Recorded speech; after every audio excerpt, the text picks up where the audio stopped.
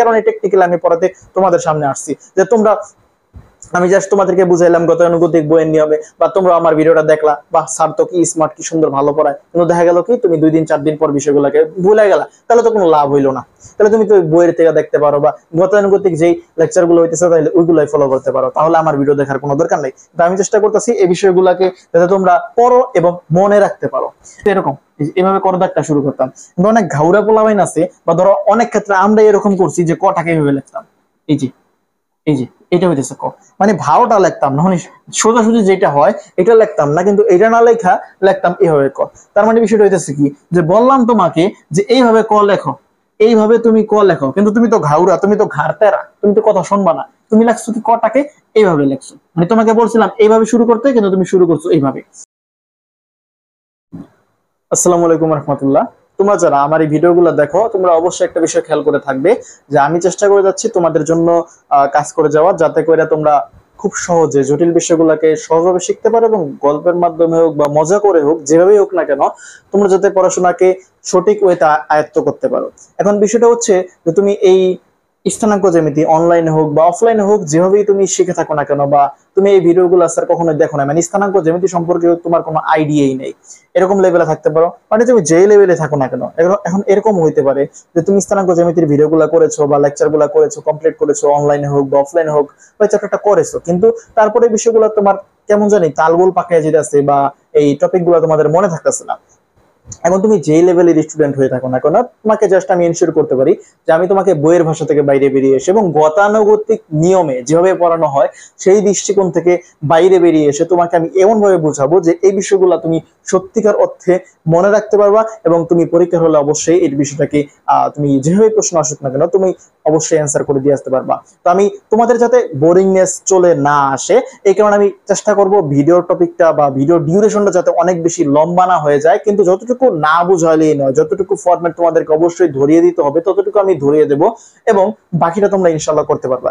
তোমাদের যদি আমার প্রতি অবশ্যই একটু কনফিডেন্স থাকে এবং বিশ্বাস থাকে যে না, আমরা এই স্যারের ক্লাস করলে অবশ্যই এই টপিক গুলা বুঝতে পারি এবং একটু ভিন্ন ওয়েতে সহজভাবে শিখতে পারি, তাহলে তোমাকে আমি বলবো তুমি অবশ্যই শুরু থেকে শেষ পর্যন্ত এই টপিকটা কমপ্লিট করো। তো এখন স্থানাঙ্ক জ্যামিতি বুঝতে গেলে আমাদের অবশ্যই বুঝতে হবে স্যার স্থানাঙ্ক ব্যবস্থা সম্পর্কে। তো স্থানাঙ্ক ব্যবস্থা হইতেছে এরকম, তোমরা অবশ্যই জানো এক্স অক্ষ এবং ওয়াই অক্ষ। তো এটা হইতেছে আমার এক্স প্রাইম, এটা হইতেছে এক্স, এটা হইতেছে ওয়াই অক্ষ, এগুলা তোমরা সবাই জানো। এখন এখানে এক্স অক্ষ এবং ওয়াই অক্ষের উপর আমি অবশ্যই একটা বিন্দু দিলাম, ধরো এই বিন্দুটার নাম দিলাম এ বিন্দু। এখন এই বিন্দুর স্থানাঙ্ক ধরো তোমার এরকম আছে 1 2 3 4 এরকম দিলাম, মানে এখানে কত স্যার, ধরো তোমার এক্স অক্ষ বরাবর একটা এবং ওয়াই অক্ষ বরাবর একটা মান গেছে, এটার মান হইতেছে 2 ঘর এবং 1 2 3 4 5 ঘর গেছে। তার মানে এই বিন্দুর স্থানাঙ্ক হইতেছে 2 ঘর এবং 5 ঘর, তার মানে 2,5। তুমি মনে রাখবা প্রথমে থাকবে এক্স এর মান এবং পরে থাকবে ওয়াই এর মান, মানে প্রথমে থাকবে ভুজ এবং তারপরে থাকবে কোটি। কি বললাম স্যার, এক্স অক্ষ বরাবর হইতেছে আমাদের ভুজের মান এবং ওয়াই অক্ষ বরাবর মানে হইতেছে আমাদের কোটির মান।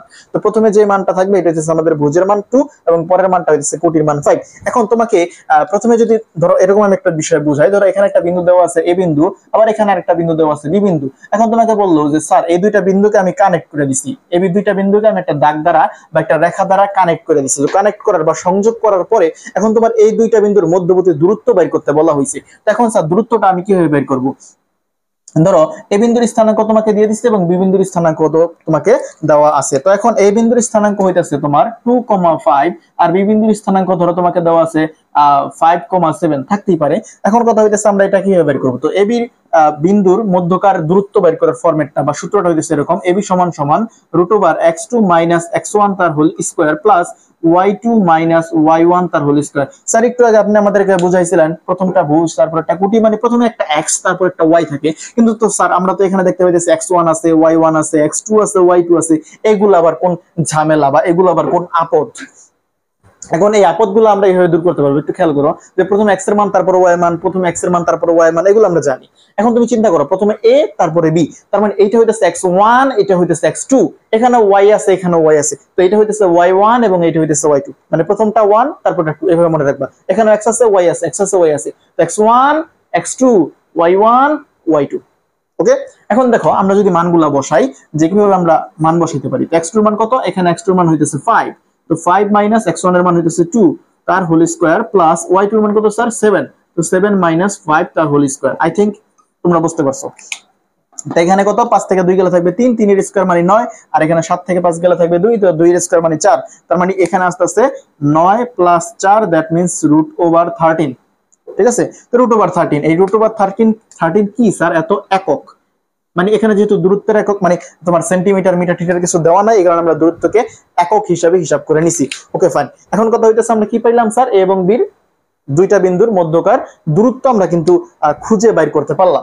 এখন কথা হইতেছে এইটা বাইর করার পর তুমি প্রথমে একটা বিষয় মাইন্ডে নিয়ে নাও যে একটা রেখার একটা মাত্র সমীকরণ থাকে, একটা রেখার একটা মাত্র সমীকরণ থাকে। সমীকরণ আবার কি কথা বলতেছেন, আমরা তো এগুলো শুনি নাই, না শুনলে কোনো সমস্যা নেই, তুমি জাস্ট এতটুকু মাথায় রাখো যে একটা রেখার একটা সমীকরণ থাকে এবং একটা রেখার একটা মাত্র ঢাল থাকে। এই পুরা রেখাটার একটা মাত্র ঢাল থাকবে এবং একটা রেখার একটা মাত্র সমীকরণ থাকবে। স্যার ঢাল বিষয়টা হচ্ছে কিরকম, ধরো এরকম একটা দাগ দিলাম, তো এটা ঢাল হইতাছে এরকম ধরো আছে, বা এইভাবে একটা দাগ দিলাম বা এইভাবে দাগ দিতে পারি, যেভাবে খুশি আমি সেভাবে দাগ দিতে পারি না কেন, প্রত্যেকটা রেখার একটা মাত্র করে ঢাল থাকবে। এখন স্যার ঢালকে আবার প্রকাশ করা হয় কি দ্বারা, মনে রাখবা ঢালকে প্রকাশ করা হয় হইতাছে আমাদের এম দ্বারা। ঠিক আছে, ছোট হাতের এম দ্বারা হইতাছে ঢালকে প্রকাশ করা হয়। একটা রেখার একটা মাত্র ঢাল থাকে, একটা রেখার একটা মাত্র সমীকরণ থাকে, প্রথমে এতটুকু মনে রাখো। তারপরে কথা হচ্ছে স্যার আমরা যে দূরত্ব বাইর করলাম, দূরত্ব বাইর করার আমাদের দরকারটাকে কি দরকার, আমাদের এ বির মধ্যকার দূরত্ব বাইর করার, দূরত্ব বাইর করতে পারলে আমাদের একটা লাভ আছে। ধরো আমরা কিন্তু ছোটবেলায় রম্বস, আয়তক্ষেত্র, সামান্তরিক, বর্গ এগুলো সবাই শিখছি।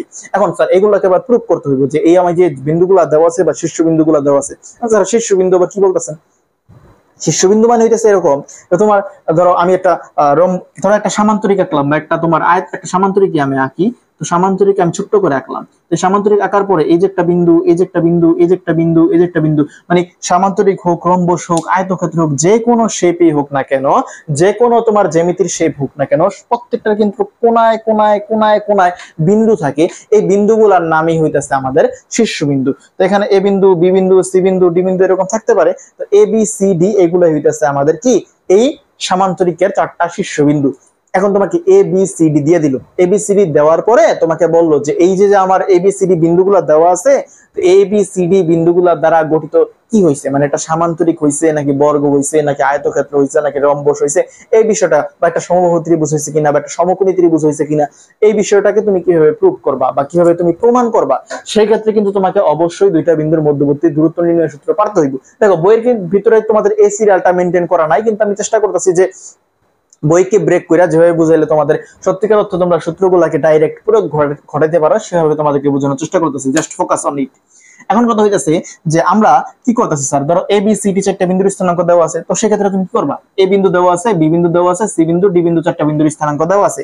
সেক্ষেত্রে তুমি প্রথমে এ বি দূরত্ব বের করবা এই যে সূত্র দিয়া, আবার বি সি দূরত্ব বের করবা, আবার সি ডি দূরত্ব বের করবা, আবার ডি এ বা এ ডি দূরত্ব বের করবা। ঠিক আছে, তো এই দূরত্বগুলো বাইর করা মানে হইতেছে বাহুর দৈর্ঘ্য বাইর করা। তো এখন দূরত্ব বাইর করার পরে তারপর তুমি কম্পেয়ার করবা যে এ বি এবং সি ডি ধরো সমান হইলো, আবার এই বি সি আর এ ডি সমান হইলো। তারপর যখন এই দুইটা বিপরীত বাহুগুলো যখন পরস্পর সমান হইলো, তখন তুমি কিন্তু একটা সিদ্ধান্তে চলে আসতে পারবা যে এটা হয়তো সামান্তরিক হবে, নচেত এটা আয়তক্ষেত্র হবে, কিন্তু এটা কখনোই বর্গ বা রম্বস হইতে পারে না, কারণ বর্গ বা রম্বসের 4টা বাহু সমান থাকে।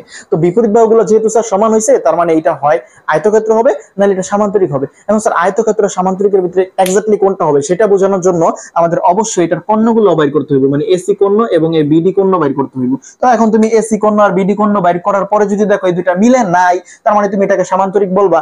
আর যদি এই দুইটা মিলে যাইতো তাইলে কিন্তু এটা আয়তক্ষেত্র হয়ে যেত, কারণ আয়তক্ষেত্রের শেপটা হইতেছে এরকম, এটা 90 ডিগ্রি থাকে। তখন তোমার এই যে এই কর্ণটা এবং এই কর্ণটা, এই দুইটা কর্ণ কিন্তু অবশ্যই সমান থাকে। তার মানে তখন তুমি বলবা যে এসি কর্ণ আর বিডি কর্ণ যেহেতু মিলে গেছে, আর বিপরীত বাহুগুলো তো আগেই মিলছিল, তার মানে এটা কিন্তু সামান্তরিক না, এটা হবে আয়তক্ষেত্র। এইভাবে তুমি কিন্তু সামান্তরিক হোক, আয়তক্ষেত্র হোক, তারপর রম্বস হোক, তারপর বর্গ হোক, অথবা সমবাহু ত্রিভুজ হোক, সেটা কিন্তু তুমি এক্সপ্লেন করতে পারবা। আবার ধরো তোমার সমকোণী ত্রিভুজের ক্ষেত্রে বিষয়টা কি হয়, যে আমরা যদি একটা সমকোণী ত্রিভুজ আঁকি, ধরো এটা একটা সমকোণী ত্রিভুজ, সমকোণী ত্রিভুজ মানে এটা হচ্ছে 90 ডিগ্রি। অনেক স্টুডেন্ট আবার এটাকে ক্যাচাল বাধায়, ক্যাচালটা হইতেছে এরকম, এটা হইতেছে সমবাহু ত্রিভুজ। সমবাহু ত্রিভুজের মানে প্রত্যেকটা বাহু সমান, এটাকে বলা হয় সমবাহু ত্রিভুজ। তো সমবাহু ত্রিভুজকে ওরা সমকোণী ত্রিভুজের সাথে আউলায় ফেলে। সমকোণী মানে হইতেছে একটা কোণ 90 ডিগ্রি, ওইখানে প্রত্যেকটা কোণ সমান না। সমকোণী মানে যে সমান কোণ এরকম না, সমকোণী মানে একটা কোণ 90 ডিগ্রি, তাহলে সেটাকে বলা হইব সমকোণী ত্রিভুজ। আর সমবাহু ত্রিভুজে প্রত্যেকটা কোণ সমান থাকে, 60 ডিগ্রি 60 ডিগ্রি 60 ডিগ্রি। বিষয়টাকে একটু ভালো করে খেয়াল রাখবা যে সমবাহু সমকোণী, ঠিক আছে। তবে সমকোণী ত্রিভুজের 90 ডিগ্রি আর সমবাহু ত্রিভুজের প্রত্যেকটা কোণ সমান মানে 60 ডিগ্রি করে। যেহেতু প্রত্যেকটা কোণ সমান এই কারণে স্টুডেন্টরা এই বিষয়টাকে আউলাই ফেলে যে সমকোণী মানে হয় প্রত্যেকটা 60 ডিগ্রি করে, এরকম না, আউলাইবা না। তোমরা বিষয়গুলোকে পারো কিন্তু তারপরে বিষয়গুলোকে গোলায় ফেলো। আর যাতে বিষয়গুলোকে না গোলাও এই কারণে টেকনিক্যালি আমি পড়াতে তোমাদের সামনে আসছি, যে তোমরা আমি জাস্ট তোমাদেরকে বুঝাইলাম গতানুগতিক বইয়ের নিয়মে, বা তোমরা আমার ভিডিওটা দেখলা বা স্যার তো কি স্মার্ট কি সুন্দর ভালো পড়ায়, কিন্তু দেখা গেল কি তুমি 2 দিন 4 দিন পর বিষয়গুলোকে ভুলে গেলা, তাহলে তো কোনো লাভ হইলো না। তাহলে তুমি তো বইয়ের থেকে দেখতে পারো বা গতানুগতিক যেই লেকচার গুলো হইতেছে তাহলে ওইগুলাই ফলো করতে পারো, তাহলে আমার ভিডিও দেখার কোনো দরকার নেই। তো আমি চেষ্টা করতেছি এই বিষয়গুলোকে যাতে তোমরা পড়ো এবং মনে রাখতে পারো। এখন কথা হইতেছে স্যার যে আমাদের সমকোণী ত্রিভুজ যদি হইতো সেক্ষেত্রে আমরা কি করতাম? এ বি সি ধরো তোমাদেরকে 3টা বিন্দু দেওয়া আছে, তো সেক্ষেত্রে তুমি প্রথমে যে A B B C C D এরকম সিডি নাই মানে এ বি দূরত্ব বিসি দূরত্ব এবং এ সি দূরত্ব ধরো 3টা দূরত্ব তুমি বের করলা, মানে বাহু 3টার মান বের করলা।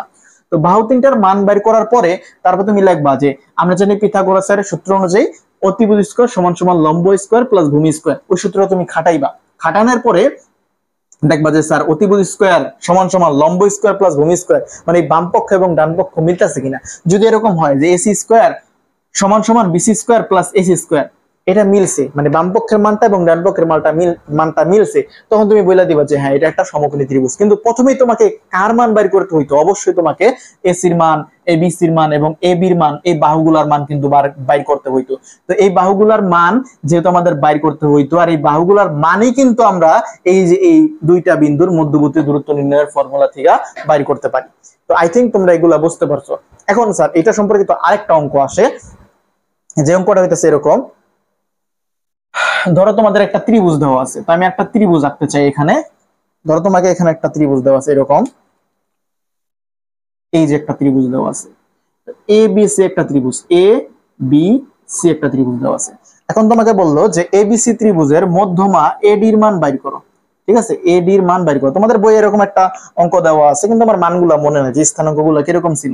এখন তোমাকে এ বিন্দুর স্থানাঙ্ক দেওয়া আছে, বি বিন্দুর স্থানাঙ্ক দেওয়া আছে, সি বিন্দুর স্থানাঙ্ক দেওয়া আছে। তুমি অঙ্কটা কিভাবে করবা? এখানে তোমাকে বাইর করতে বলা হইতেছে এ বি সি ত্রিভুজের মধ্যমা বাইর করো। তো স্যার মধ্যমা বিষয়টা কি? মধ্যমা হইতেছে যে আমরা এই বিসির মধ্যবিন্দু একটা বাইর করছি, তো এই বিন্দু থেকে এটা বিপরীত বাহুতে আমরা যখন একটা লম্ব টানবো এই মধ্যবিন্দু বরাবর, তখন এই এডি বাহুটাই হবে উল্লেখিত এবিসি ত্রিভুজের একটা মধ্যমা।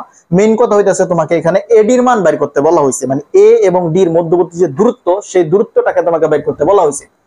এই দূরত্বটা বাইর করতে হইলে অবশ্যই তোমাকে এ বিন্দুর স্থানাঙ্ক এবং ডি বিন্দুর স্থানাঙ্ক জানা থাকতে হইব। মানে তুমি যে 2টা বাহুর বিন্দুর মধ্যবর্তী দূরত্ব বাইর করবা সেই 2টা বিন্দুর স্থানাঙ্ক তো তোমাকে জানা থাকতে হইব। এখন তুমি এ বি সি জানো কিন্তু ডি বিন্দুর স্থানাঙ্ক জানো না।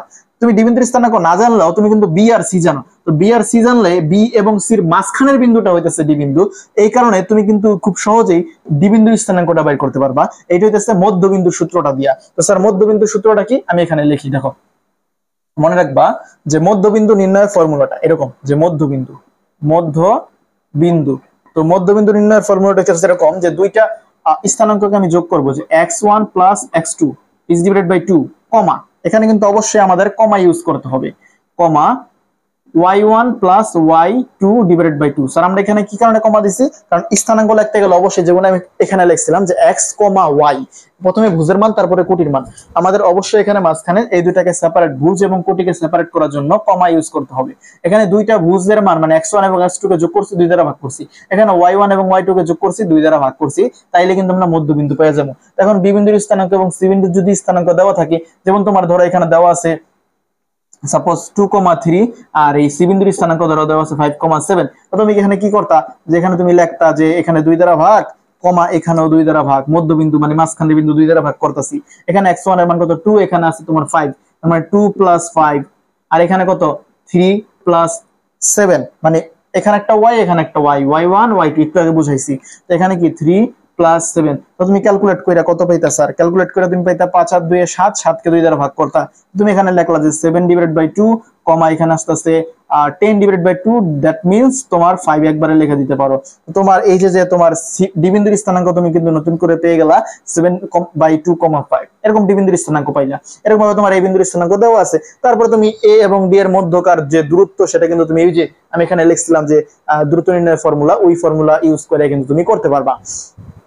এখন এগুলা গেল হইতেছে যে আপাত দৃষ্টিতে আমাদের দূরত্ব সম্পর্কিত যে কাজগুলা, এই কাজগুলো আমাদের কিন্তু চলে গেল। ঠিক আছে। তো এখানে আমরা এগুলো শেখার পরে আমরা একটু সমীকরণের ভিতরে যদি একটু ঢুকতে চাই, কোথায় ঢুকতে চাই স্যার? আমরা সমীকরণের দিকে একটু আগাইতে চাই। আমি কিন্তু তোমাদেরকে একটু আগে একটা কথা বলে রাখছিলাম যে ঢাল সম্পর্কিত কথা এবং সমীকরণ সম্পর্কিত কথা, যে একটা বিন্দু মানে একটা রেখার ভিতরে একটা মাত্র ঢাল থাকে এবং একটা রেখার ভিতরে সমীকরণ থাকে মাত্র একটা। এই বিষয়টা কিরকম, যে আমি তোমাকে যদি এই ঢাল সম্পর্কিত আগে একটা অঙ্ক বোঝানোর চেষ্টা করি। ধরো এখানে একটা বিন্দু দেওয়া আছে এ, এখানে একটা বিন্দু দেওয়া আছে বি এবং এখানে একটা বিন্দু দেওয়া আছে সি। আমি এই যে একটা দাগ টানলাম, তো এই দাগটা গেল কি, যে প্রত্যেকটা বিন্দু দিয়ে গেছে, প্রত্যেকটা বিন্দু দিয়ে স্পর্শ করে গেছে, এ বি সি এই তিনটা বিন্দু দিয়ে এই রেখাটা গেছে। আমি বলছিলাম তোমাকে যে একটা রেখার একটা মাত্র ঢাল। আমি কেন এই কথাটাকে বারবার গুরুত্ব দিয়েছি? এখন তোমাকে অনেক ক্ষেত্রে দেখবা প্রশ্ন করবে যে এই এ বি সি বিন্দু তিনটা কি সমরেখ কিনা। সমরেখ মানে হইতেছে একই রেখার উপর অবস্থিত বা একই রেখার উপর বিন্দুগুলো আছে, মানে একই একটা রেখার উপরে বিন্দুগুলো আছে, সেই ঘটনাটাকে বলা হবে সমরেখ। এখন এ বিন্দু বি বিন্দু সি বিন্দু এই তিনটা বিন্দু যদি একটা রেখার উপর অবস্থিত থাকে তাহলে এই তিনটা বিন্দুকে বলা হইব কি, যে সমরেখ। এখন স্যার সমরেখা হইলে কি হইব, যেহেতু এটা একটা রেখার ভিতরে আছে আবার একটা রেখার একটা মাত্র ঢাল, তার মানে এ বির যে ঢাল যেটা বাইরে হইব এই বিসির ঢালটা সেটাই বাইরে হইব। তাহলে আমরা যদি এ বিন্দুর স্থানাঙ্ক দেওয়া থাকে, বি বিন্দুর স্থানাঙ্ক দেওয়া থাকে এবং সি বিন্দুর স্থানাঙ্ক দেওয়া থাকে, সেক্ষেত্রে কিন্তু আমরা এ বির ঢাল এবং বিসির ঢাল বাইর করব। স্যার ঢাল আবার কিভাবে বাইর করে? আমাদের তো শিখার নাই যে ঢাল কিভাবে বাইর করে।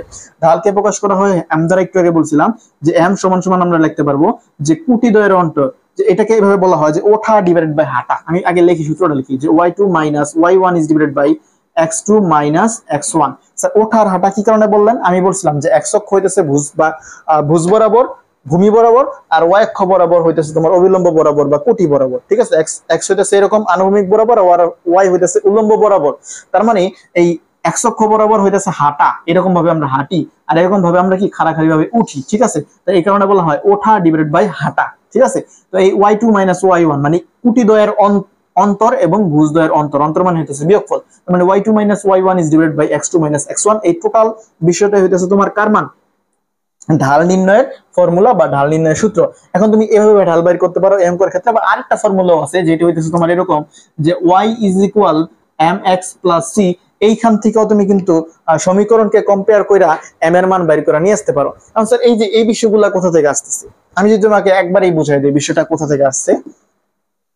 ধরো এটা হইতেছে মূলবিন্দুগামী সরলরেখার সমীকরণ। কি সমীকরণ স্যার? মূলবিন্দুগামী। মূলবিন্দু মানে কি? ওই যে আমরা যে x অক্ষ এবং y অক্ষ এই মাত্র মুছে ফেললাম। x অক্ষ আর y অক্ষ যখন আমি আঁকছিলাম, তো x অক্ষ এবং y অক্ষের মাঝখানে একটা বিন্দু ছিল যেটাকে বলা হইতেছে মূলবিন্দু। তো মূলবিন্দুর স্থানাঙ্ক হইতেছে 0,0। তো মূলবিন্দু দিয়ে যদি কোনো একটা রেখা গমন করে সেক্ষেত্রে সেটা সমীকরণ হইতেছে y = mx + c। এখন স্যার সমীকরণটা কিভাবে আসছে? সমীকরণ হইতে পারে দুই রকমের। কয় রকমের স্যার? দুই রকমের। ধরো দুইটা বিন্দুর স্থানাঙ্ক তোমার দেওয়া আছে, ধরো এ বিন্দু এবং বি বিন্দু দুইটা বিন্দুর স্থানাঙ্ক দেওয়া আছে, সেক্ষেত্রে সমীকরণ নির্ণয়ের ফর্মুলা হচ্ছে এরকম x - x1 is divided by x1 - x2 is equal y - y1 is divided by y1 - y2। এইটা হইতেছে কি স্যার? এটা হইতেছে যখন আমাদের দুইটা বিন্দু দেওয়া থাকবে, এ এবং বি দুইটা বিন্দুই দেওয়া আছে, সেক্ষেত্রে আমাদের সমীকরণ নির্ণয়ের ফর্মুলা হইতেছে এরকম। আর যদি স্যার আমাদের একটা বিন্দু এবং একটা ঢাল দেওয়া থাকে সেক্ষেত্রে সমীকরণ নির্ণয়ের ফর্মুলা হইতেছে এরকম যে y - y1 is equal m into x - x1। ঠিক আছে, যখন আমাদের একটা বিন্দু এবং একটা ঢাল দেওয়া থাকবে সেক্ষেত্রে আমাদের y - y1 is equal to m into x - x1 সমীকরণ নির্ণয়ের ফর্মুলা। আর যখন দুইটা বিন্দুই দেওয়া থাকবে সেক্ষেত্রে আমাদের সমীকরণ নির্ণয়ের ফর্মুলা হচ্ছে x - x1 is divided by x1 - x2 is equal y - y1 is divided by y1 - y2। এখানে তুমি একটু খেয়াল করো, এখানে কিন্তু আমাদের x y এগুলো জাস্ট আছে, এখানে কিন্তু x1 y1 এই খানটাতে নাই, যে এই জায়গাটায় এই জায়গাটায় এই জায়গাটায় এই জায়গাটায় এগুলো কিন্তু x1 y1 নাই।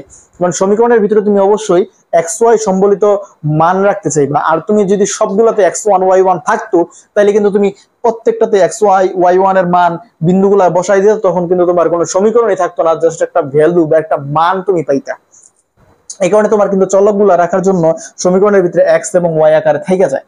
এখন কথা হইতেছে স্যার এইটার সাথে এটার কি রিলেটেড? তুমি চিন্তা করো যে আমরা যদি এখানে বসাই যে বা y - 0 is equal m into তোমার x - 0। ঠিক আছে। তো সেই ক্ষেত্রে তুমি দেখো একটু এটার সাথে কিন্তু এটা অনেকটা মিলা যাবে। কিভাবে মিলা যাবে স্যার? আমরা এখানে 0 কেন বসাইলাম, মানে x1 এর মানও 0 বসাইছি, y1 এর মানও 0 বসাইছি। ওই যে বললাম যে যদি মূলবিন্দুগামী হয়, মূলবিন্দু মানে কি x1 এর মানও 0, y1 এর মানও 0, মানে মূলবিন্দু তো তোমার x এবং y এর মান কোনোটাই থাকে না, মানে 0,0 হয় মূলবিন্দুর স্থানাঙ্ক।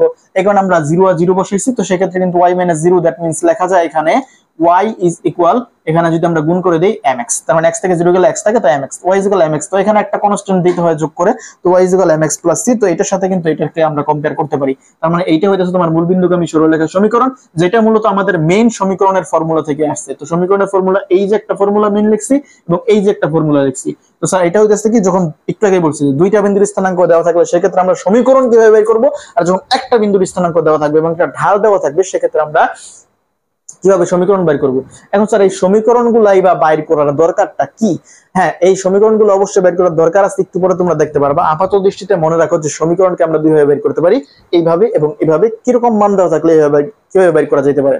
আর একটু আগে আমি বলছিলাম যে স্যার সমরেখা হইতে পারে কিভাবে, যে এখানে তিনটা বিন্দু ধরো তোমার দেওয়া আছে, প্রথমে তুমি এ বির মধ্যকার ঢাল বের করবা এবং বিসির মধ্যকার ঢাল বের করবা। এই ঢালটা আর এই ঢালটা যদি সমান হয়ে যায়, মানে এখানকার ধরো এম এর মান একটা m1 বের করছো এবং এখানে একটা m2 বের করছো, এখন এই m1 এবং m2 যদি সেম হয়ে যায় তাহলে তুমি বলবা কি a b এবং c এই বিন্দু তিনটা একটা রেখার উপরে অবস্থিত করতেছে, বা এই বিন্দু তিনটা হচ্ছে কি স্যার সমরেখ। আর আমরা ঢাল বের করতে পারবো এই সূত্রটার মাধ্যমে, তাহলে আমরা সমরেখ কিনা এটা কিন্তু প্রমাণ করতে পারবো। অনেক ক্ষেত্রে তোমাকে বইলা দেয় যে বিন্দু তিনটা সমরেখা হইলে একটা সমীকরণকে মানে দেখাও যে এটা সমান সমান এরকম আছে, একটা সমীকরণ দিয়ে দেয়। তো সেই ক্ষেত্রেও কিন্তু তোমরা সমরেখা হইলে ধরে নিবা যে m1 = m2, তো দুইটা ঢালের সূত্র লেখা, তখন তোমার দেখবা যে সবগুলা মান মানে x1 y1 এরকম সবগুলার মান দেওয়া নাই, কোনটা x এবং y আকারে দেওয়া আছে। তো তোমরা মান বসা জাস্ট ক্যালকুলেশন করলেই এরকম একটা সমীকরণের ফরম্যাট চলে আসবে। তো আমি যেহেতু তোমাদের জাস্ট বেসিক আলোচনার ক্লাসটা দিতেছি, এই কারণে আমি তোমাদের অঙ্ক করার দিকে ফোকাসটা কম দিয়ে আমি তোমাদের জাস্ট বেসিক যতটুকু নলেজ দরকার আছে এবং যতটুকু নলেজ অর্জন করলে তোমরা এই পুরো চ্যাপ্টারটা নিজেরাই করার সাহস দেখাইতে পারবা, আমি ততটুকু বোঝানোর চেষ্টা করতেছি। ঠিক আছে, তারপরে যদি তোমাদের এই সৃজনশীল প্র্যাকটিস করানোর প্রয়োজন পড়ে ইনশাআল্লাহ তোমরা আমাকে কমেন্ট করবা এবং আমি তোমাদের সামনে স্থানাঙ্ক জ্যামিতি সম্পর্কিত সৃজনশীল করাই দেব। কিন্তু আপাতত যেটা বললাম যে যতটুকু তোমাদের বুঝাই দেওয়ার মতো বা যতটুকু করাই দিলে তোমরা যে কোনো প্রশ্নের অ্যান্সার করার মতো দুঃসাহস দেখাইতে পারবা বা সাহস দেখাইতে পারবা যে না স্যার আমি প্রত্যেকটা অঙ্কই করতে পারবো, আমি ততটুকু বোঝানোর চেষ্টা করতেছি। ঠিক আছে, তারপর যদি তোমাদের সমস্যা হয় আমি অবশ্যই সামনে চেষ্টা করব তোমাদের জন্য সৃজনশীল গুলো সলভ করে দেওয়ার। এখন কথা হইতেছে যে স্যার আমরা যদি সামনের দিকে আরো আগাই, কোথায় যাইতেছি আমরা এখন? স্যার আমাদের ক্ষেত্রফল সম্পর্কিত একটা কথাবার্তা শিখতে হবে। কি সম্পর্কিত স্যার? আচ্ছা, এই সম্পর্কিত ক্ষেত্রফলে যাওয়ার আগে আমি আরেকটা বিষয় বুঝাই দিই। ধরো তোমাদের এই যে ঢালের মান বের করার আরেকটা সূত্র আছে, ওইটা হইতেছে যে m = tan থিটা। আমরা কিন্তু এইভাবে ঢালের মান m এর মান বের করতে পারি। আর এখানে থিটাটা কি? এটা হচ্ছে x অক্ষের ধনাত্মক দিকের সাথে যে কোণটা উৎপন্ন করে। এটা তো y অক্ষ ছিল আর এটা তো x অক্ষ ছিল, এটা তো আমরা জানি। তো x অক্ষের ধনাত্মক দিক স্যার কি রকম? এই পুরোটা তো x অক্ষ আর এই খাড়াটা তো y অক্ষ। x অক্ষের ধনাত্মক দিক হইতেছে এই যে আমি যেটা বোল্ড করতেছি, এইটা হইতেছে কি স্যার x অক্ষের ধনাত্মক দিক, আর এটা হচ্ছে ঋণাত্মক, এটা y অক্ষের ধনাত্মক দিক, y অক্ষের ঋণাত্মক দিক। জানো তোমরা যে প্লাস দিক মানে ডান দিক ভালো দিক, মাইনাস দিক মানে বাম দিক, উপরের দিক মানে প্লাস দিক ভালো দিক, নিচের দিক মানে খারাপ দিক মানে নেগেটিভ দিক। এমন কথা হইতেছে যে আমরা যখন x অক্ষের ধনাত্মক দিকের সাথে সবসময় থিটা বাই কোণটাকে কাউন্ট করব। যে তোমার ধরো এখানে একটা বিন্দু আছে, তো এই বিন্দু আছে আর তুমি এখানে একটা দাগ টানছো বা তুমি একটা রেখা টানছো, তো তোমার x অক্ষের ধনাত্মক দিকের সাথে কোণটা কিন্তু এই থিটা পরিমাণ উৎপন্ন করলে এতটুকু কোণ, এটা হয়ে যাচ্ছে তোমার কার মান? থিটার মান। এখন তোমার এই বিন্দুটা যদি এইখানেও থাকতে পারে, মানে প্রথম চতুর্ভাগ, দ্বিতীয় চতুর্ভাগ, তৃতীয় চতুর্ভাগ এবং চতুর্থ চতুর্ভাগ। একটু পরে তোমাদের চতুর্ভাগ সম্পর্কিত বিষয়টাকে আরো ক্লিয়ার করতে হইব, যে এইটা হইতেছে প্রথম চতুর্ভাগ, এইটা হইতেছে দ্বিতীয়, এইটা হইতেছে তৃতীয় এবং এইটা হইতেছে স্যার আমাদের চতুর্থ চতুর্ভাগ। আর একটু খেয়াল করে চতুর্ভাগ গুলা কিন্তু অবশ্যই ঘড়ির কাঁটার উল্টার দিকে আছে, যে প্রথম, দ্বিতীয়, তৃতীয় এবং চতুর্থ। ঘড়ির কাঁটা যে 12 1 2 3 4 5 6 7 8 9 এরকম ভাবে ঘোরে না, ঘড়ির কাঁটা তো এইভাবে করে, কিন্তু ঘড়ির কাঁটার উল্টা দিয়ে কিন্তু চতুর্ভাগটা করছে, এটা আপাতত দৃষ্টিতে মনে রাখো। আর এখানে আমরা যদি যেটা বললাম যে এখানে যদি বিন্দুটা থাকতো সেক্ষেত্রে আমরা কি করতাম? সেক্ষেত্রে আমাদের থিটার মান কিন্তু হয়তো এই পুরাটুক, যে x অক্ষের ধনাত্মক দিক এখান থেকে শুরু করে এই পর্যন্ত এই পুরাটুক হয়তো আমার থিটার মান। আমার যদি এখানে কোন একটা বিন্দু থাকতো সেক্ষেত্রে আমি দাগটা যদি মূল বিন্দু থেকে টানতাম সেক্ষেত্রে আমার কোনটা হয়তো কি থিটার মান? এই যে x অক্ষের ধনাত্মক দিক থেকে এই যে এই পুরাটুক হয়তো আমার থিটার মান। আবার যদি এখানে কোন একটা বিন্দু থাকতো তাহলে আমার কি হইতো? এই পুরাটুক হইতো আমার থিটার মান। তো এখানে আমার থিটার মান কি হইব? tan থিটার এখানে যে থিটার মানটা আছে সেই থিটার মানটা হইব x অক্ষের ধনাত্মক দিকের সাথে কতটুকু কোণ উৎপন্ন করতেছে, এতটুক নাকি এতটুক নাকি এতটুক নাকি এতটুক, এইটা হইতেছে কার মান স্যার? আমাদের থিটার মান। তো m সমান সমান tan থিটা, এই ফরম্যাট থেকে আমরা m এর মান বা ঢালের মান বের করে নিয়ে আসতে পারি।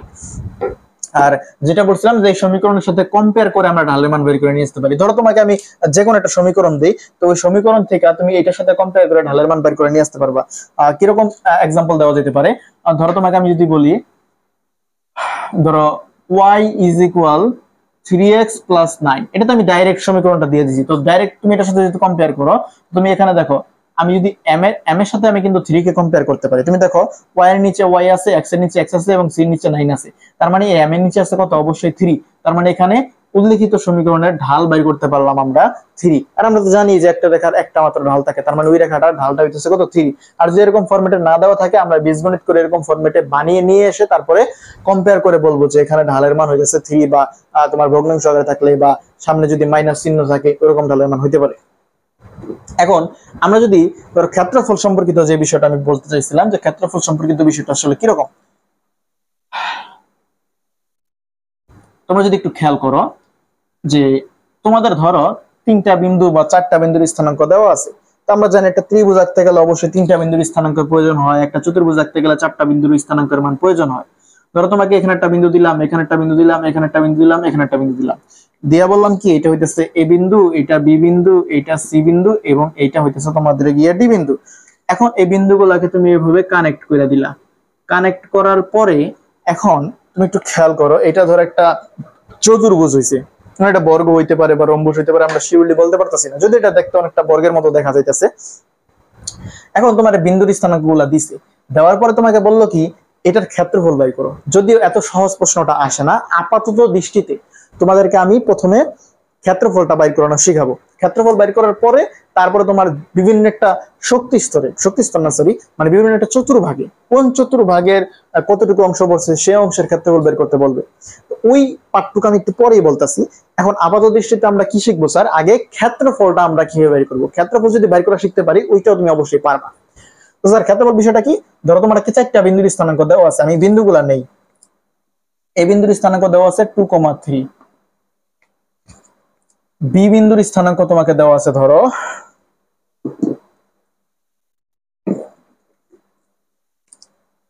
7,5, সি বিন্দুর স্থানাঙ্ক দেওয়া আছে -6,2 আর ডি বিন্দুর স্থানাঙ্ক ধরো তোমাকে দেওয়া আছে -7,-2 থাকতেই পারে। এরকম আমি আন্দাজে বিন্দুগুলোর স্থানাঙ্ক দিলাম। দেওয়ার পর এখন আমাকে করতে হবে কি, যে বিন্দুগুলোর স্থানাঙ্ক আমাকে গ্রাফ পেপারে বসাইতে হবে। কি কারণে স্যার গ্রাফ পেপারে বসাইতে হবে, কারণ আমাদের নিয়ম বা ফর্মুলা হইতেছে ঘড়ির কাঁটার উল্টা দিক থেকে ঘুরে আসতে হইবে। এখন এই বিষয়টা কি রকম, এটাকে আগে আমাকে তোমাকে অবশ্যই চিত্র আঁকা বুঝাইতে হইব। হ্যাঁ, চিত্র না আঁকলে তুমি বিষয়টাকে অনুধাবন করতে পারবে না। আমরা প্রথমে বিন্দুগুলো বসাই, 2,3, 2 ঘরে গেলাম x অক্ষ বরাবর আর 3 ঘরে গেলাম আমি y অক্ষ বরাবর। তো এই বিন্দু পাইলাম। তারপর বিন্দু কি 7,5, 7,5 এইটা হইতেছে আমাদের কি বি বিন্দু। আমি আন্দাজে বিন্দুগুলো দিছি, আসলে জানি না আমি কিরকম চিত্র হয়। -6,2, তো -6,2, আচ্ছা চিত্রটা অনেক বেদ ঘুটে চলে আসবে, এই কারণে আমি নিজের মতো করে আরো 2টা বিন্দু দিয়া তারপর তোমাদেরকে বুঝাই দিই। হ্যাঁ, তাহলে এখানে ধরো তোমাকে দিলাম এইটা হইতেছে সি বিন্দু আর এটা হইতেছে ডি বিন্দু। তো সি বিন্দুর স্থানাঙ্ক ধরো তোমার এটা যদি 2 হইতো, তো এখানে কত আসতো, 3 আসতো না। তো এখানে ধরো সি বিন্দুর স্থানাঙ্ক আমি দিলাম 3, ধরো তোমাকে এখানে দিলাম 4 দি, আচ্ছা এখানে তো 1 দিয়ে দিই। হ্যাঁ, আরেকটু উপরে উঠাই দিলাম, এখানে তো 3 ছিল না, তো এখানে 1 দেই, 3,1, মানে একটু রিয়েলিস্টিক করার চেষ্টা করতেছি চিত্রটাকে, যাতে করে তোমাদের বুঝাইতে সুবিধা হয়। আর এখানে ডি বিন্দুর স্থানাঙ্ক ধরো তোমাকে দেওয়া আছে বির চাইতে বেশি, মানে 7-এর চাইতে বেশি, মানে এটা হবে 8, মানে 8, কত হবে 8, ধরো একটু উপরের দিকে গেছে, তার মানে তুমি ধরো যেটা 1ই আছে, 1 আছে, 8,1। ঠিক আছে, এখন আমরা 4টা বিন্দু দিলাম, এরকম 4টা বিন্দু দিলাম। এরকম 4টা বিন্দু দেওয়ার পরে এখন আমরা কিন্তু বিন্দুগুলা বসানো হয়ে গেছে। হ্যাঁ, বিন্দুগুলা বসাইছি, এবিসিডি বসাইছি। বসানোর পরে আমরা বিন্দুগুলাকে জাস্ট কানেক্ট করে দিছি, সংযোগ করে দিছি। এখন তোমাকে যখন বলছে যে এবিসিডি এই চতুর্ভুজটার ক্ষেত্রফল বের করো, তখন তুমি এই ক্ষেত্রফলটা কিভাবে বের করবা। অবশ্যই আমরা এটা গ্রাফ পেপারে বসাইতে হইতো, আমরা গ্রাফ পেপারে বসাইছি। বসানোর পর আমরা কি করব স্যার, ঘড়ির কাঁটার উল্টা দিকে ঘুরবো। ঘড়ির কাঁটার উল্টা দিকে ঘোরা মানে কি, তুমি যে কোনো বিন্দু থেকে ঘুরতে পারো। তোমার মন চাইলে তুমি এ থেকে বি থেকে সি থেকে ডি থেকে যে কোনো জায়গা থেকে ঘুরতে পারো। তোমার মন চাইছে স্যার আমি এ থেকে ঘুরবো, তুমি এ থেকে যদি ঘোরা শুরু করো যে এ বি ডি সি, এটা কিন্তু ঘড়ির কাঁটার দিকে ঘোরা হইলো, এভাবে কিন্তু তুমি ঘুরতে পারবে না। তোমাকে অবশ্যই ঘড়ির কাঁটার উল্টা দিকে ঘুরতে হইব। তো তুমি প্রথমে এ থেকে শুরু করছো, তো এ থেকে তুমি যাবে সি, তারপরে ডি, তারপরে বি, তারপরে আবার এ, মানে যেখান থেকে শুরু করবা অবশ্যই সেখানে গিয়ে তোমাকে অবশ্যই ক্লোজ করতে হইব। কি কারণে স্যার? তুমি যদি চিন্তা করো, তো তুমি প্রথমে ধরো এ থেকে সি তে গেছো, যে এটা এ থেকে তুমি সি তে গেছো, সি থেকে তুমি তারপর ডি তে গেছো, ডি থেকে তারপর তুমি বি তে গেছো। দেখো তুমি কিন্তু সবগুলা বিন্দু বইলা ফেলছো, যে এ সি ডি বি, চারটা বিন্দু কিন্তু তুমি বলছো, কিন্তু তারপরে কিন্তু তোমার চতুর্ভুজটা কিন্তু কমপ্লিট হয় নাই, মানে জাস্ট এই যে এতটুকু হয়েছে, এই দাগটা কিন্তু এখনো তোমার হয় নাই। মানে তুমি বিন্দু বলছো এ সি ডি বি, এই যে এ সি ডি বি, এতটুকু একটা শেপ হয়েছে, তুমি এই দাগটা কিন্তু এখনো তোমার আসে নাই। এই কারণে তুমি যখনই ক্ষেত্রফল বের করতে যাই, বা ত্রিভুজ হোক, চতুর্ভুজ হোক, পঞ্চভুজ হোক, ষড়ভুজ হোক, যেইটারই ক্ষেত্রফল বের করতে চাও না কেন, অবশ্যই তোমার শীর্ষবিন্দুর স্থানাঙ্ক গুলা লাগবে, মানে কোনা কোনার বিন্দুগুলোর স্থানাঙ্ক লাগবে, এবং পাশাপাশি তোমাকে অবশ্যই যেখান থেকে শুরু করবা ওই বিন্দুটাতেই আইসা ক্লোজ করা লাগবে, না হইলে কিন্তু ওইটা একটা ক্ষেত্রফল বা একটা জায়গা ব্যাপী তুমি যে একটা ক্ষেত্রফল বের করতে চাইছো, সেটা জায়গাটাই কিন্তু কমপ্লিট হবে না, তো সেক্ষেত্রে তুমি কিন্তু ক্ষেত্রফলই বের করতে পারবে না। এই কারণে যেখান থেকে শুরু করবা সেখানে গিয়ে ক্লোজ করবা, এবং ঘড়ির কাঁটার উল্টা দিকে তুমি ঘুরবা, তুমি এ সি ডি বি আবার তোমার কি এর কাছে আসতে হবে, ঠিক আছে? আর তুমি যদি মন চাইতো না স্যার আমি এর থেকে শুরু করবো না, আমি বি থেকে শুরু করবো, তাহলে তুমি কি লিখতা? বি এ সি ডি আবার বি, মানে যেখান থেকে শুরু করো না কেন তুমি সেখানে শেষ করবা, এবং ঘড়ি কাঁটার উল্টা দিকে ঘুরবা।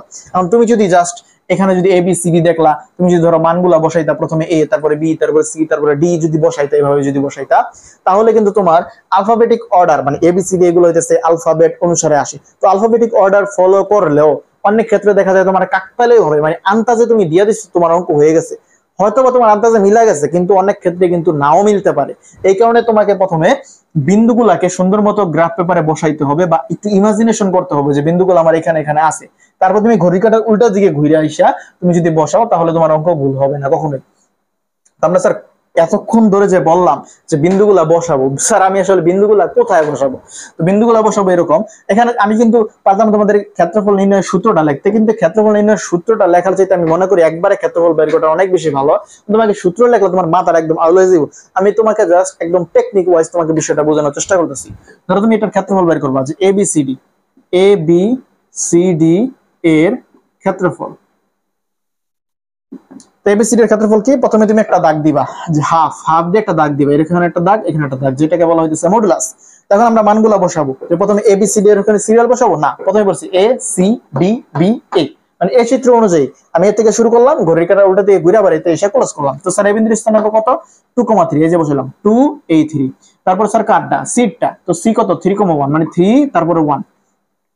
তারপর কি আছে স্যার? ডি, এই যে এ তারপরে সি তারপর ডি, তো ডি কি আছে? 8,1, তার মানে এই যে 8 তারপরে কি 1, তারপরে কি? তারপর আছে তোমার হইতেছে আবার বি, তো বি কত? বি হইতেছে 7,5, ঠিক আছে? আমি একটু এটাকে মুছে দেয়া দিই, তো এখানে আসবে কত? 7, আর হইতেছে তোমার গিয়ে 5। তারপরে কি? আবার তুমি এর কাছে ফেরত চলে আসবা, তো এই বিন্দুর স্থানাঙ্ক হইতেছে 2,3, আবার এই যে 2,3, মানে আমি যেখান থেকে শুরু করছিলাম ওইখান দিয়ে আবার ক্লোজ করলাম, তাইলে আমার এই চিত্র টাকা কমপ্লিট হইলো, এবং আমি এখান থেকে ক্ষেত্রফলের মান বাইর করে নিয়ে আসতে পারবো। আমি হাফের জায়গায় দিয়ে রাখলাম, আর এখানে আমি এই ব্রেকেট নিয়ে আসলাম। এখন স্যার মডুলাস কি কারণে দেওয়া হয়? কারণ আমরা জানি যে মডুলাস দিলে ঋণাত্মক কোনো মান থাকে না, আর ক্ষেত্রফলের মান কখনো নেগেটিভ আসতে পারে না, এই কারণে আমরা মডুলাস দিই। এটা হইতেছে মডুলাস দেওয়ার কারণ। আর আরেকটা বিষয় হইতেছে যে এখন আমরা স্যার তারপরের লাইনগুলো কিভাবে করবো, এখান থেকে তোমরা সূত্র মুখস্থ করতে পারতা, কিন্তু সূত্র মুখস্থ করলে অনেক বিদকুইটা কাজ হইতো, কিন্তু আমি তোমাদেরকে বলছি তোমাদেরকে আমি সহজভাবে এক্সপ্লেনেশন করব, এই কারণে আমি সূত্রটা কিছু লিখি নাই। প্রথমে আমি এতক্ষণ যাবত যেটা বোঝানোর চেষ্টা করলাম সেটা হইতেছে যে তুমি ঘড়ির কাঁটার উল্টা দিকে ঘুরবা, এবং যেখান থেকে শুরু করবা সেখানে এসে ক্লোজ করবা। তোমাকে যদি আমি আরেকটু যদি দুমদাম করে বলে যেতাম, হয়তো তুমি বুঝতে পারতো না। একটু মানে প্রথম শিখতেছো, তো একটু সময় লাগলো, একটু মনোযোগ দিয়ে বোঝার চেষ্টা করো, একটু খেয়াল করো। আমরা বিন্দুগুলো বসাইলাম, বসানোর পরে এখন আমরা কি করব? তুমি খেয়াল করবা যে আমরা যখন ছোটবেলায় লিখতাম, বা আমরা দেখেছি অনেক সময় আমরা বাচ্চাদেরকে দেখতাম যে এরকম করতো।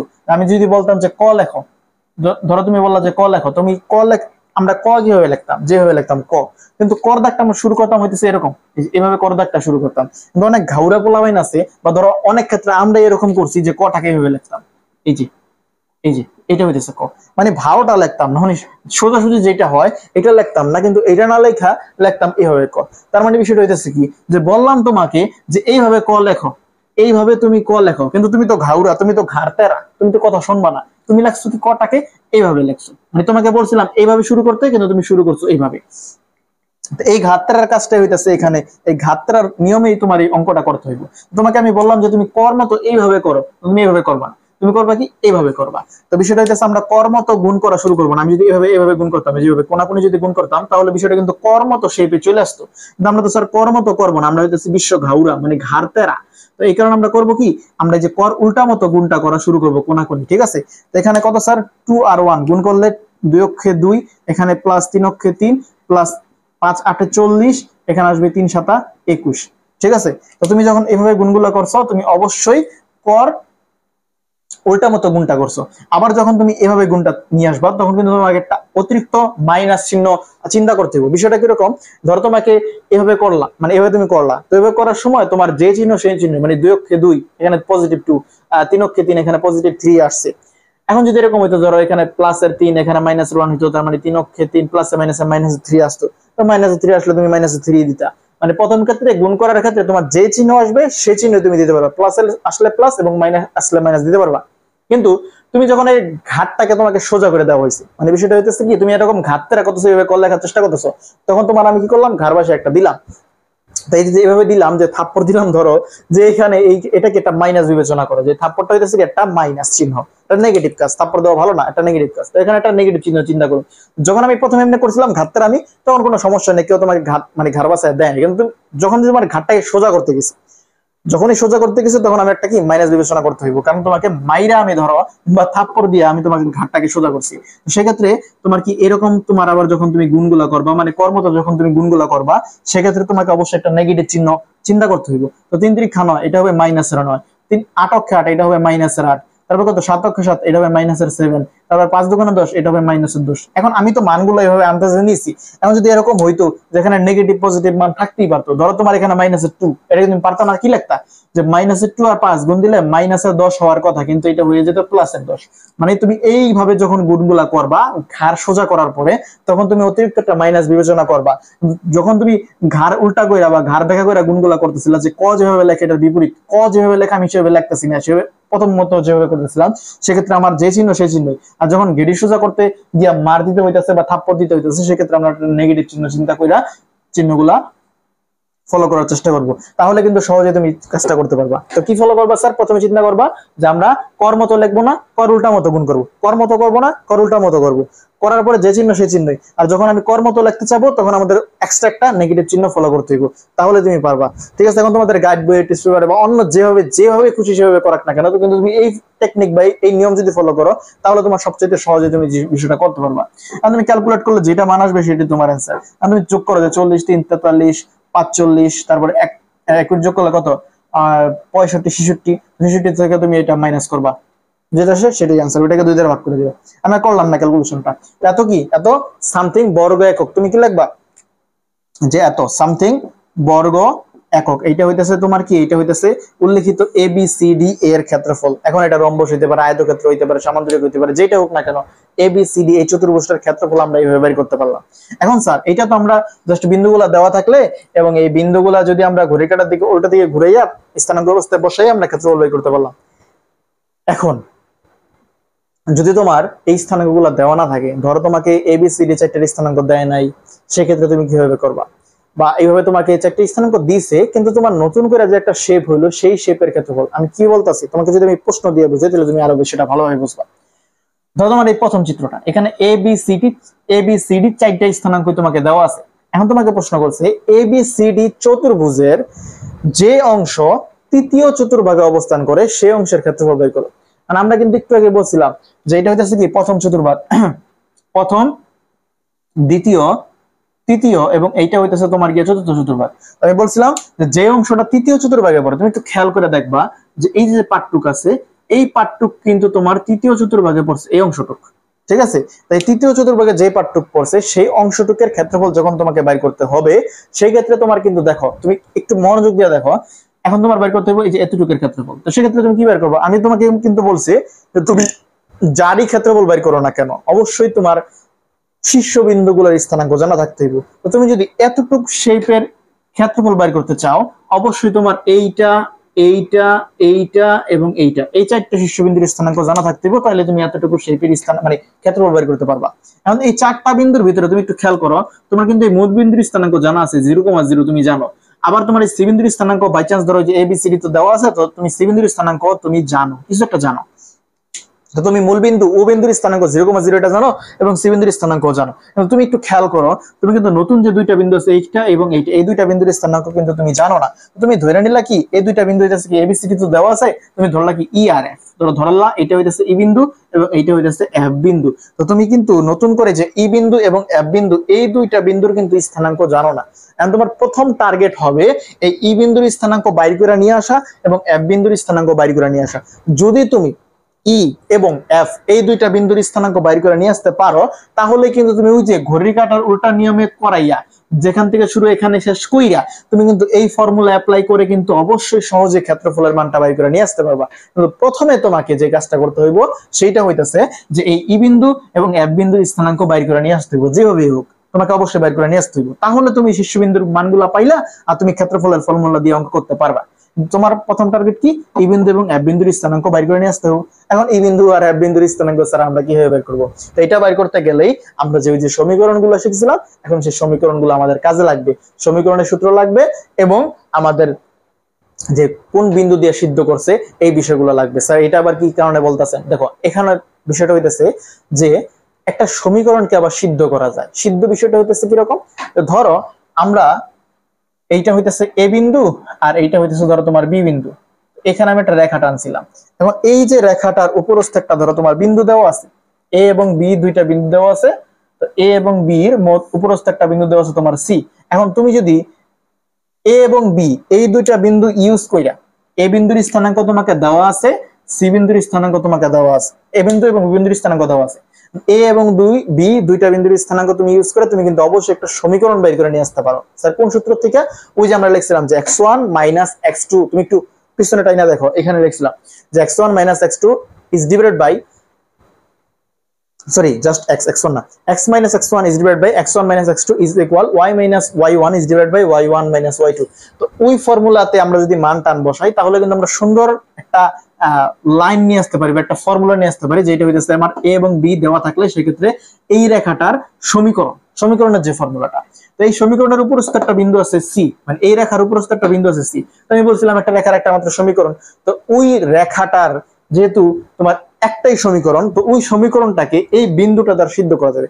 সি বিন্দু হইতে পারে বা এখানে আরেকটা বিন্দু ডি বিন্দু, ই বিন্দু, এফ বিন্দু, হাজার হাজার কোটি কোটি বিন্দু এখানে থাকতে পারে। তো যে কোনো বিন্দুই থাকুক না কেন ওই রেখার উপরস্থ মানে এই রেখাটার উপরস্থ যে কোনো বিন্দু দিয়েই তুমি এই সমীকরণটাকে সিদ্ধ করতে পারবা।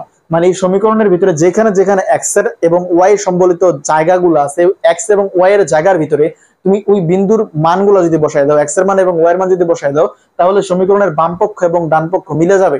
তাহলে তুমি বলবা কি যে হ্যাঁ সমীকরণটা সিদ্ধ হয়েছে, মানে এই সিদ্ধ ঘটনাটা তুমি করতে পারবা, এটা তোমার অধিকার আছে। তো স্যার এই অধিকার দিয়ে আমার লাভটা কি? তো এটা বুঝতে হইলে তোমার এই একটা অঙ্ক করতে হইব। অঙ্কটা কিরকম আমি যদি একটু দেখাই,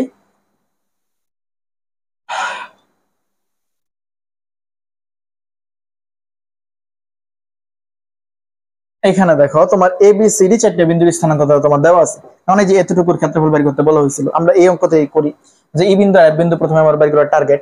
এখন তুমি যখন ধরো তুমি প্রথমে ই বিন্দুর স্থানাঙ্ক বাইর করবা, মানে ই বিন্দুর স্থানাঙ্ক বাইর করতে গেলে দেখতে হইব যে এই বিন্দুটা কোন রেখার উপর অবস্থিত, এই বিন্দুটা কোন রেখার উপর অবস্থিত। এই বিন্দুটা তুমি দেখবা সি এবং ডি, আমি যদি সি এবং ডি রেখাটা টানি, যে সি এবং ডি রেখাটা টানি, তাহলে কিন্তু এই বিন্দুটা সি এবং ডি এর মধ্যখানে অবস্থিত একটা বিন্দু এবং পাশাপাশি এই বিন্দুটা কিন্তু ওয়াই অক্ষের উপর অবস্থিত একটা বিন্দু। ঠিক আছে, এই বিন্দুটা সি এবং ডির মাঝখানে আছে কত সত্য, আবার এই বিন্দুটা কিন্তু এই ওয়াই অক্ষের ভিতরেও আছে। আর আরেকটা কথা মনে রাখবা যে এক্স অক্ষে ওয়াই এর মান 0, কি লিখছি? এক্স অক্ষে y is equal 0, y অক্ষে x is equal 0, x অক্ষে y এর মান 0, y অক্ষে x এর মান 0। এই কথা একদম ঠাড়া মুখস্থ ভাবে তুমি রাখতে পারো। কিন্তু এখন কথা হয়ে যাচ্ছে যে স্যার x অক্ষে y এর মান কেন 0, y অক্ষে x এর মান কেন 0? এটা কিন্তু একদম সহজে তোমাদের গ্রাফ পেপার থেকে বোঝানো যাইতে পারে যে এটা তো x অক্ষ, এটা তো y অক্ষ। এক্স অক্ষের উপরে অবস্থিত যে কোনো, তুমি এখানে যে কোনো জায়গাতে তুমি থাকো না কেন, দেখো তুমি উপরে বা নিচে কোথাও যাও নাই, তুমি এই বিন্দু এই বিন্দু এই বিন্দু যে কোনো বিন্দু তুমি চিন্তা করো না কেন, একটু খেয়াল করো যে এই বিন্দুর সাপেক্ষে বিন্দুটা ডানে আছে, এই বিন্দুর সাপেক্ষে বিন্দু আরেকটু ডানে আছে, বা এই বিন্দুর সাপেক্ষে বিন্দুটা বামে আছে।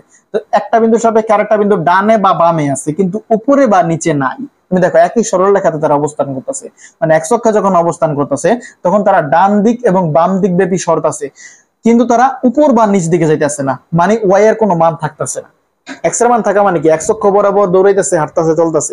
আবার ওয়াই এর মান থাকা মানে কি, ওয়াই দিক বরাবর চলতেছে, দৌড়াইতেছে, হাঁটতেছে। ঠিক আছে, তার মানে এক্স অক্ষের ভিতরে ওয়াই এর কোনো মান নাই, আবার ওয়াই অক্ষের ভিতরে ডান দিক বা বাম দিকে যাইতেছে না, উপরে আর নিচে যাইতেছে, তার মানে এক্স এর কোনো মান নাই। এই কারণে এক্স অক্ষে ওয়াই এর মান হয় 0, আবার ওয়াই অক্ষে এক্স এর মান হয় 0।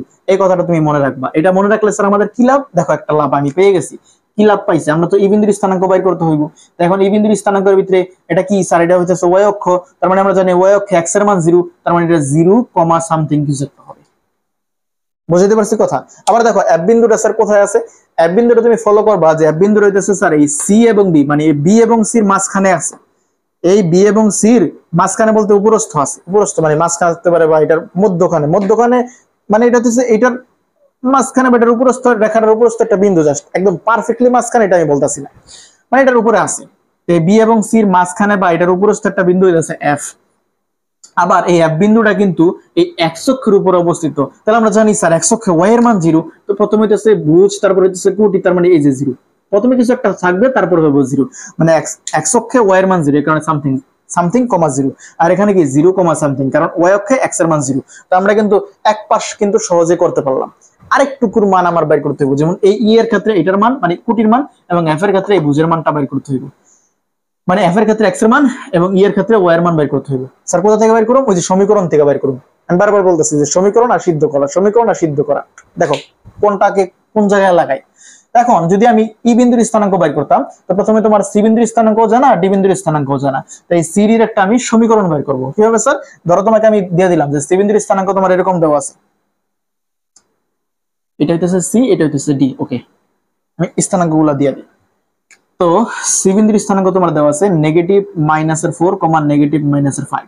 এই ডি বিন্দুর স্থানাঙ্ক তোমাকে দেওয়া আছে +7, -6 থাকতেই পারে। এখন সি বিন্দুর স্থানাঙ্ক জানো, ডি বিন্দু একইভাবে তুমি এ বিন্দু বি বিন্দু এগুলো জানো, আমি একবারে সবগুলো দিয়ে দিই। এটা ধরো তোমার 2,5, আর এটা ধরো তোমার -3,7। আচ্ছা সবগুলো 7 দিয়ে দিচ্ছি, এটা তোমার 4 দেই। আচ্ছা দিলাম, মানে আমার মনের মতো করে দিলাম, জাস্ট আন্দাজে দিয়ে দিলাম। এখন তুমি দেখো, তুমি কিন্তু সি এবং ডি বিন্দুর স্থানাঙ্ক জানো, তুমি সি ডি এর স্থানাঙ্ক জানলে সহজে তুমি সিডি রেখার সমীকরণ বের করে নিয়ে আসতে পারবা। তো স্যার সিডি রেখার সমীকরণ তুমি লিখবা, সিডি রেখার সমীকরণ। তো সিডি রেখার সমীকরণ কি রকম, আমরা সমীকরণ নির্ণয়ের ফর্মুলা জানি, x - x1 is divided by x1 - x2 is equal y - y1 is divided by y1 - y2। এখানে আমরা মানগুলো বসাই দেব।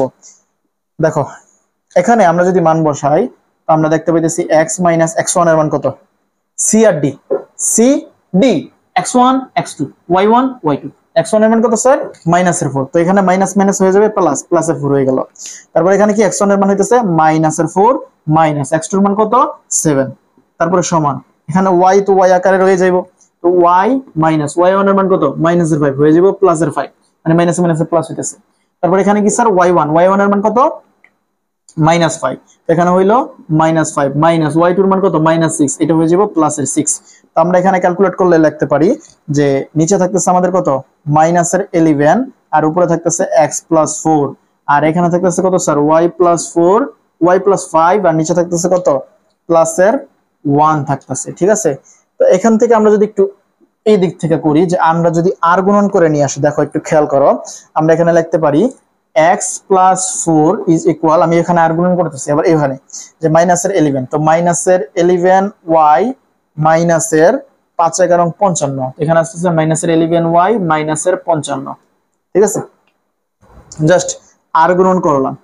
ওকে, তো আর গুণন করার পর আমরা যদি বিষয়গুলোকে এক পাশে নিয়ে আসি, যে x + 4 + 55 + 11 y, ঠিক আছে, 11y ইজ ইকুয়াল 0। তুমি একটা বিষয় খেয়াল করো, আমরা কোন বিন্দুর স্থানাঙ্ক বাইর করার জন্য এত কাজ করেছি স্যার? অবশ্যই ই বিন্দু। ই বিন্দুতে আমরা দেখছিলাম x এর মান 0, বা এই বিন্দুটা হইতেছে x অক্ষ y অক্ষের উপর অবস্থিত একটা, তাহলে y অক্ষে x এর মান 0, y অক্ষে x এর মান 0, তার মানে তুমি এখানে x এর জায়গায় কিন্তু মানটা 0 বসায় দিতে পারো।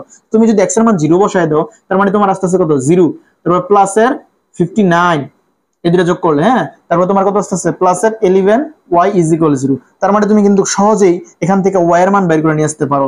তার মানে y সমান সমান মাইনাসের 59 ডিভাইডেড বাই 11। আমি একবারে করলাম, যেখানে এটা রাখছি 11y সমান সমান মাইনাসের 59, তো মাইনাসের 59 কে 11 দ্বারা ভাগ করে দিছি, তো y সমান সমান মাইনাসের 59 বাই 11, y সমান সমান মাইনাসের 59 বাই 11। তার মানে কিন্তু তুমি এখানকার স্থানাঙ্ক পেয়ে গেছো, যে বিন্দুর স্থানাঙ্ক 0, মাইনাসের 59/11। এইরকম ভগ্নাংশ দেখা ঘাবড়ানোর কোনো দরকার নাই, ঠিক আছে? এগুলো জাস্ট বীজগণিত ক্যালকুলেশন করলেই, বা তুমি যখন আর্গুমেন্ট টার্গুমেন্ট করবা বা ক্যালকুলেট করবা, তাহলে তোমার মিলে যাবে, কোনো চিন্তার কোনো কারণ নাই। ভগ্নাংশ আসতে পারে, একটা বিন্দুর স্থানাঙ্ক ভগ্নাংশ আসতে পারে।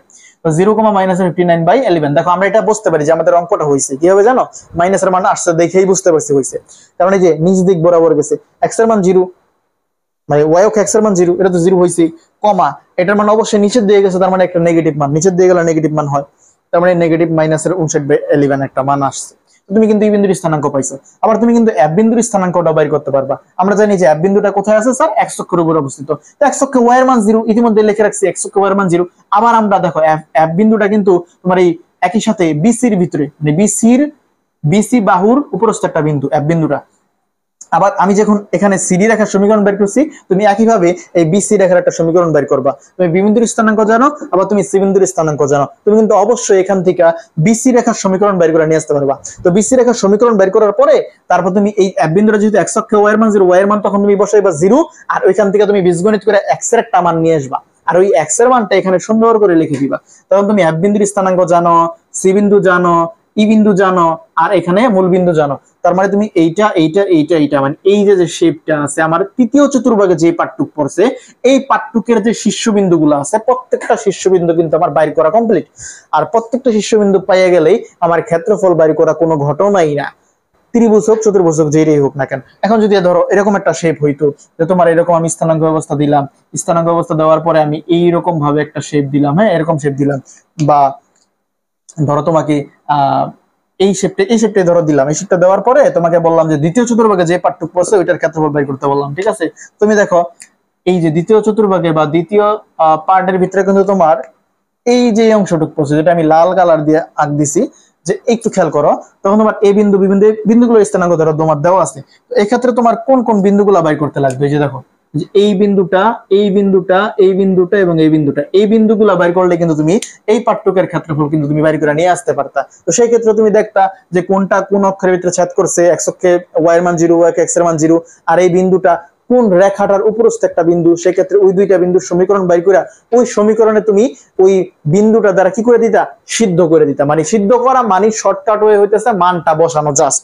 আর সিদ্ধ করলে কি হয়? ওই মানটা বসাইলে ওই বামপক্ষ এবং ডানপক্ষ সমীকরণটা সমান হয়ে যায়। মানে বিষয়টা হচ্ছে তোমার এরকম, সমীকরণে তো বামপক্ষ ডানপক্ষ থাকে।